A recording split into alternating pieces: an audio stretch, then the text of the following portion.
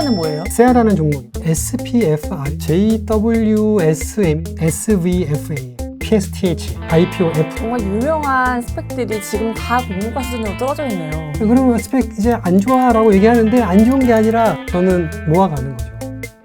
한국경제 구독자 여러분 안녕하세요. 호랑 기자입니다. 퇴근길에 찾아가는 경제 한 끼 시작하겠습니다. 든든한 한 끼를 책임져 주실 유튜브 채널 리차드 주식부자 연구소를 운영 중이신 이명진님 나와주셨습니다. 안녕하세요. 네, 안녕하세요. 7월 말에는 CCIB 스펙과 합병을 마무리한 루시드가 이제 LCID라는 티커로 재상장을 했는데요. 이게 전기차 업체인데 시총이 벌써 378억 달러에 달하고 있어요.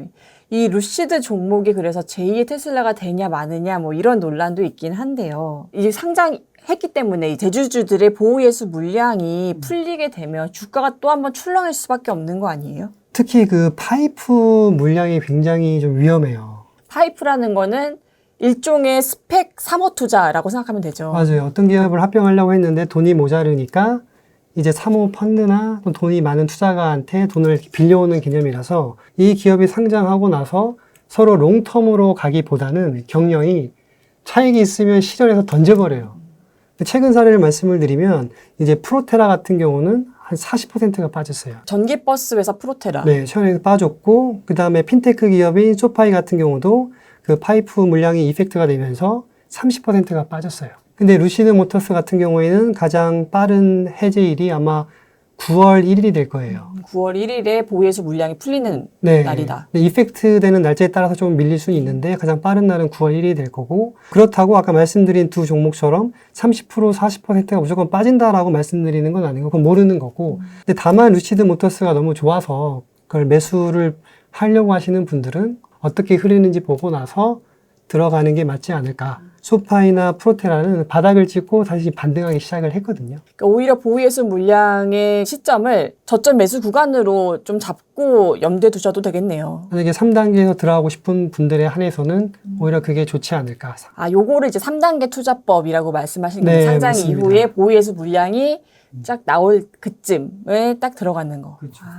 제2의 루시드가 될 만한 스펙은 뭐가 있을지. 제2의 루시드면 제3의 테슬라가 되는 건데. 그렇죠. 네, 근데 전기차 말고 다른 거는 그 정도 수준은 아직 없는 것 같고, 그러면 제2의 드래프트 킹즈를 말씀드릴 것 같아요. 그러니까 드래프트 킹즈는 이제 온라인 스포츠 베팅 기업인데 또 스펙 상장을 했어요. 그게 10불인데 지금 50불이니까 짧은 기간 동안 이제 5배를 상승을 했죠. 근데 제2의 드래프트 킹즈라고 말씀을 드렸지만 매출액을 보면 세아라는 종목인데, 세아. 네, 그게 온라인 스포츠 베팅 기업 및 온라인 카지노 기업이에요. 근데 그거 인수합병 발표까지 한 상태예요, 지금. 세아가 슈퍼그룹과 합병키로 계약 체결을 한 거네요. 한 거예요. DA를 체결한 예, 거네요. 아마 몇 개월 후에 최종 상장이 되겠죠, 슈퍼그룹이. 한마디로 2단계 들어갔네요, 지금. 그렇죠. 그래서 제가 비중을 싣고 있다는 게 이 종목인데, 근데 제2의 드래프트 킹즈라고 했지만 매출액을 보면 더 커요, 슈퍼그룹이. 오. 그리고 이익을 보면 에비타 기준으로 드래프트 킹즈는 마이너스, 근데 슈퍼그룹은 플러스인데 한 플러스 한 20% 정도. 오, 굉장히 탄탄한 기업이네요. 그렇죠. 그리고 PSR을 봤죠. 봤더니 드래프트 킹즈는 한 20배 정도 돼요. 낮을수록 저평가된 거잖아요. 근데 슈퍼그룹은 3배밖에 안 돼요. 실적은 더 좋은데 PSR은 굉장히 낮으니까 6배 정도 차이가 나는 거잖아요. 아니, 뭔가 이럴 때는 이 드래프트 킹스가 거품이거나 아니면 그렇죠. 아니면 저평가거나 둘 중에 하나를 판단을 하는 거죠. 근데 보면은 슈퍼그룹 같은 경우에는 이제 20개국에서 사업을 이미 하고 있어요. 드래프트 킹즈는 미국에서만 하고 있고. 근데 이번에 기반이 영국 쪽 기반이거든요. 유럽 쪽. 그래서 이번에 스펙 상장을 하면서 미국에 있는 DGC라는 기업을 인수합병하기로 했어요. 정부 당국의 승인을 기다리고 있는데, 그 DGC는 미국 10개 주에 그 스포츠 베팅을 할 수 있는 라이센스를 가지고 있어요. 그러면 이제 미국 시장에 빠르게 진출할 수 있는 거죠. 세아의 비중을 늘리고 있다고 말씀하셨는데 2단계에서 이 슈퍼그룹과 합병 DA를 체결하고 나서 한참 올랐을 거 아니에요. 그때는 처음에 올랐다가 아까 말씀드린 것처럼 떨어지는 지금 구간인가요? 떨어져서 지금 거의 9.9 이때 있어요. 거의 공모가 수준이네요. 그래서 제가 비중을 늘리고 있다는 게, 기존에 1단계에 있던 친구들을 비중을 줄이고 여기로. 일로 또 ATM기처럼 올려서 물량을 지금 계속 늘려가고 있는 거죠. 요것도 상장 직전에 파실 거세요? 아니면 이거는 쭉 들고 가실 거예요? 이제 안전마진이 보장이 되면 3단계까지 계속 가져갈 계획을 가지고 있고요. 안전마진이라면 여기서 뭘 말하는 건가요? 상장 직전에 만약 주가가 한 10불대 있어요. 그럼 상장되고 공모가가 이제 무너질 수 있잖아요. 그럼 이제 손실을 볼 수 있잖아요. 그러면 안 가져가는 거예요.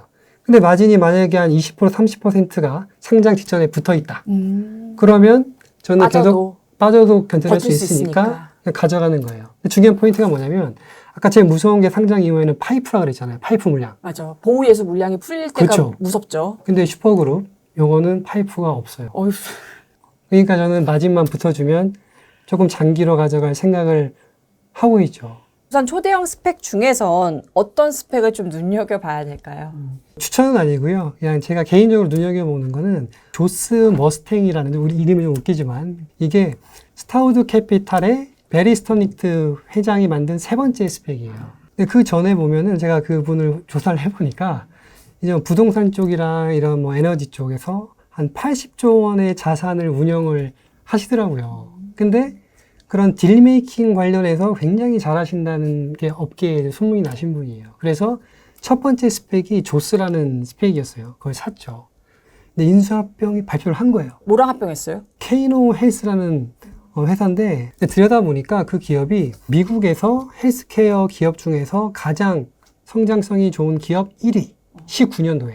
그리고 20년도에는 6위. 그래서 좀 성장성 있는 기업을 잘 찾았구나라는 인식을 한번 받았고, 그래서 어느 정도 이익이 붙었을 때는 정리를 했고, 두 번째 스펙 같은 경우는 벨로 3D라는 금속 3D 프린팅 회사를 인수합병한다고 발표를 했어요. 근데 그 기업은 이제 스페이스 X 로켓 부품을 공급하는 업체예요. 기술력이 굉장히 좋다는 얘기잖아요.